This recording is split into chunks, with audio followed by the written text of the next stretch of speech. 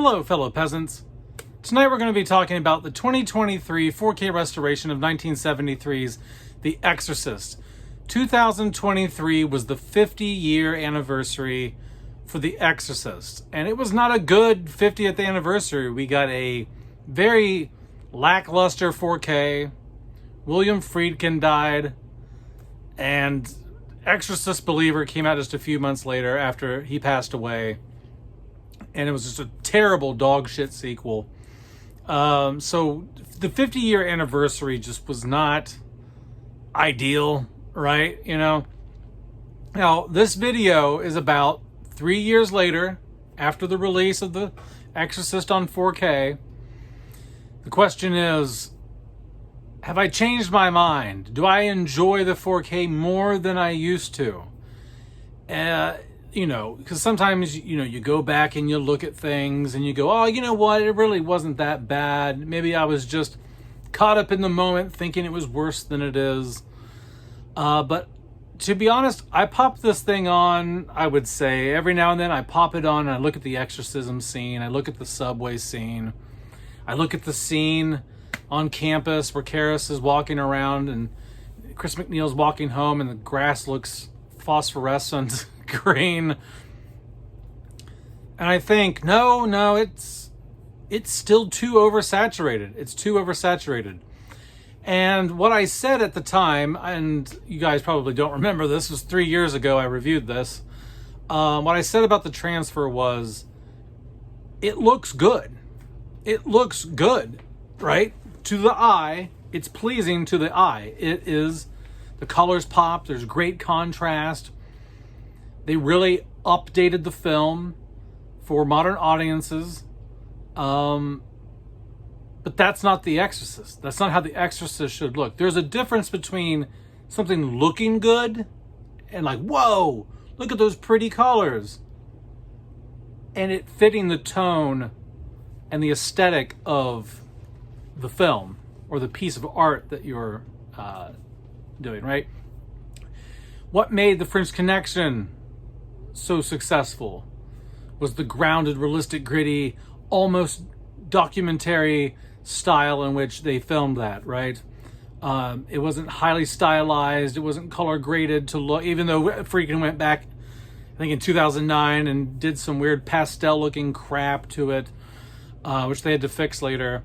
But the original look of that film, you know, it was the realism. It was the, I'm believing this is happening right now because of the way that it's shot, the way it's edited. It's kind of choppy. It's not as slick looking as a normal movie. And he still maintained that style in The Exorcist, you know, quick cuts. You're not quite sure what day it is, but, you know, and it just felt, you know, like a rush job. Like one minute this is happening, next minute she's in the doctor's office, next minute, you know. So the editing and the look of the film, the look of The Exorcist, when you watch the early VHS tapes and you watch the 1997 DVD, it is muted colors. It's not, the reds don't pop, the greens don't pop, the faces are not rosy pinkish red, or they look like they have a tan.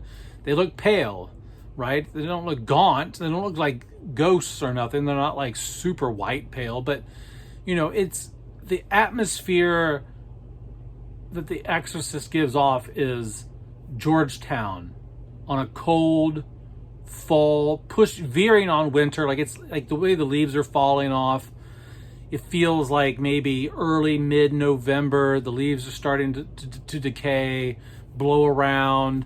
It just has that very cold atmosphere to it. And that, the oversaturation not only ruins the atmosphere for the time of year this takes place, but just the cold, clinical style of the film. It makes the film not only feel happy, but it makes the film feel like a normal movie, right? It removes that illusion of it feeling more real, like this was just captured on camera, because I don't want it to look pretty like this. I kind of want it to look a little ugly. And now I don't mean like leave in specks and dirt and all that. You know, I'm fine with that being removed. I'm fine with debris and damage, and I'm fine with a decent restoration and preserving the original 35 millimeter print. But I'm just not cool with giving it the high contrast and the colors popping. It just takes it doesn't feel like that cold. You know what I mean? It just, you know what I'm talking, you know what the fuck I'm talking about. I don't know why Friedkin decided to do this. I mean, I get it. You know, he probably looked at the 35 millimeter print when they restored this, he probably looked at the scan and was like, okay, well, he probably knew he was croaking, right? He probably knew he was going to pass away. He knew the 4K was like damn near the final frontier for home releases. And he was probably like, look, let's future-proof this by making it look colorful and modern. If we put this out, the average viewer will think, my God, I paid $35 for this and it has muted colors. It looks old. It looks like an old movie. Well, it is an old movie, right? I think he was just trying to modernize the film. But he has a history of tinkering, you know. Like I said, the bedroom scene, the exorcism scene at the end of the film had a a beige-ish, natural color with desaturated a bit. It felt natural, right? It did not have a blue tint. So all the home releases up until the 1998, it was the 1998 25th anniversary DVD that started the blue tint. For whatever reason, Friedkin was just like, let me slap some blue on there. Now, I read somewhere that he always wanted to make it cold and blue looking, but they didn't have the technology to do that. I don't necessarily buy that, because notes from back in the day from Owen Roizman said that they wanted the natural desaturated look to the look of the exorcism scene. So I don't necessarily, but I just think Friedkin loved to go in and toy around, and that's fine. It's your movie. You can go in and toy around, but just give us the film the way it looked in 1973, right? Just give us that, and then you can have these other versions of whatever shit you want. What the 4K does right, they did clean up a lot of damage. It's the cleanest the film has ever looked. The detail here is an uptick for sure from the standard Blu-ray, and they did return the Karras. You know, when Damien Karras takes on the demon, the version you've never seen or whatever they call that. You know, they did the morph where it slowly transitioned his face. But in the 1973 original, it was just a harsh jump cut. And they did restore it back to the jump cut, so that was cool. You know, but to me, like when I watch the 4K, it's nice to look at. It just doesn't give me, it doesn't look as scary. It's not as scary. It's not as grounded with the color boost that they did. So I would say 3 years later, even though I've popped it on, I've become more accustomed to the 4K release. As much as I've tried, I can't convince myself this is the definitive version of The Exorcist going forward, right? I mean, and I don't think there is a definitive version.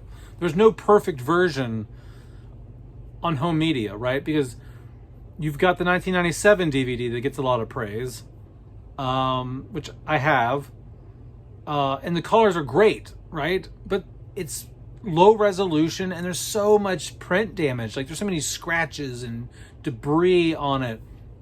So, although the color timing is excellent, it doesn't look. It's rough looking, and there's like no detail. And then you've got the 2010 Blu-ray, great uptick in detail from the DVD, but a little too cold in its, like they pushed the blues a lot on the Blu-ray. And the Blu-ray also, like they altered his face in the theatrical cut. Like the Karras jump cut is morphed also on the 2010 Blu-ray.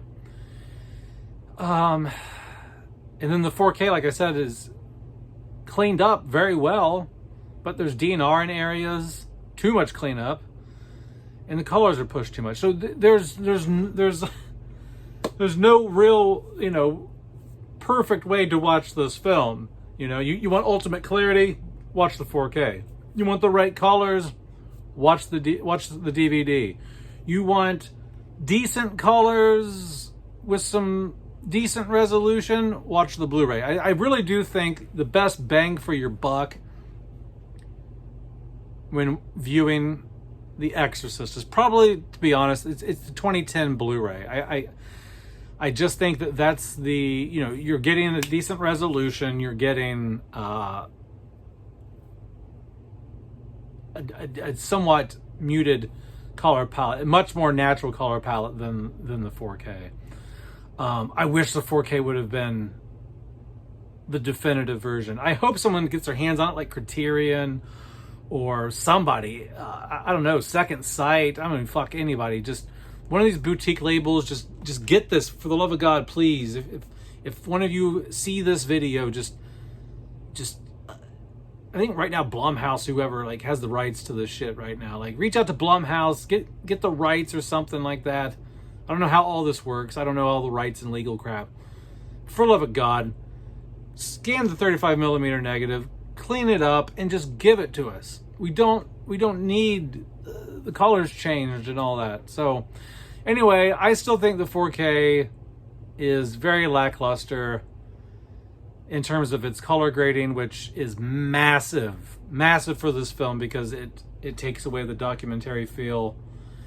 It makes it feel a lot happier than it should feel. The Exorcist should not feel warm and happy. All right, let me know down in the comments below what you think about The Exorcist on 4K. Hey, I know some of you probably love it. You probably love the 4K, and that's all right. If you love the 4K, I'm happy for you. But like I said, the exorcism scene is, they push the colors to an unnatural place. That scene was not lit like that. So you get these weird colors that form because they're trying to make something look like it didn't. It's like if I turned this room right now into, if I tried to morph this into a dark, bluish, green, purplish, fantasy realm looking ethereal thing, it wouldn't look right. It would look like shit, right?